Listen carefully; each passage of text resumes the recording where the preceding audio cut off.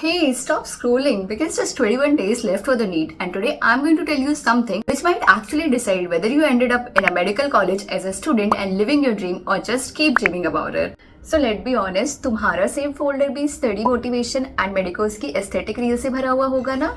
Selection reel देखने से या सिर्फ बिलीव करने से नहीं होता.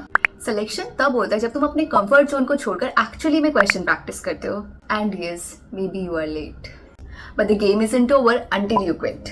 So hi, I'm Rani, a final year MBBS student at AIIMS Kalyani, and I've got so many messages regarding TD syllabus incomplete है, कैसे होगा. I request you all, please ये वाला रोना बंद करो, क्योंकि syllabus किसी का complete नहीं होता है, not even the toppers. तुम जितना भी सिलेबस कंप्लीट कर लो, अगर रिवाइज नहीं किया और पीवाई के सॉल्व नहीं किए तो वो पढ़ा हुआ किसी काम नहीं आने वाला. तुम 100% सिलेबस के पीछे पढ़ोगे, तुमको कुछ याद नहीं रहेगा. Like you will complete the syllabus if you want, but वो एग्जाम टाइम पे याद भी तो आना चाहिए. NEET game is not all about completing the syllabus, it is about how much you remember during the exam time. So you don't have to complete 100% of syllabus. And at this point, it is not about studying everything, rather it is about studying what topics get frequently asked in NEET. And I am here to tell you which topics you have to revise multiple times before NEET in these 22 days. So from biology, you have to focus on human physiology, plant physiology, genetics and biotechnology, reproduction and ecology.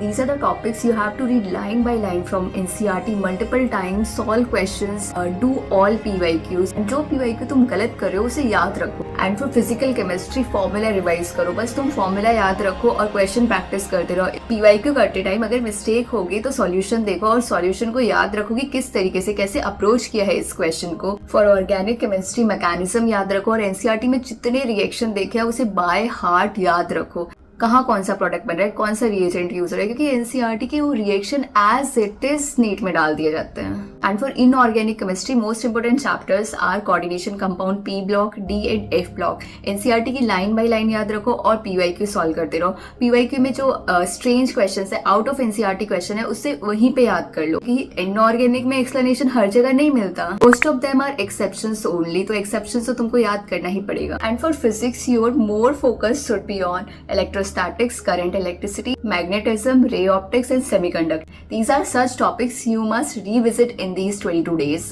And let me make you very clear, अगर तुम अभी भी average efforts they रहे हो तो extra ordinary result expect मत करना please. NEET कोई मजाक नहीं है. 20 से 25 लाख स्टूडेंट फॉर्म फिल करते हैं एंड 20 लाख तक तो एग्जाम में अपीयर भी होते हैं for just few thousand seats. तो समझ लो गाइस, कंपटीशन तो तगड़ा है.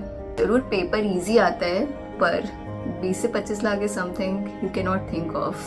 So guys, on a serious note, I am telling you, if you give up now, you have already failed. If you fight for these 22 days, at least you give yourself a fighting chance. So yeah, you can quit right now. No one is stopping you. But if there's even 1% fight left in you, use these 22 days fully. Because in the end, you will not remember the stress. You will remember whether you showed up or not. So, good luck.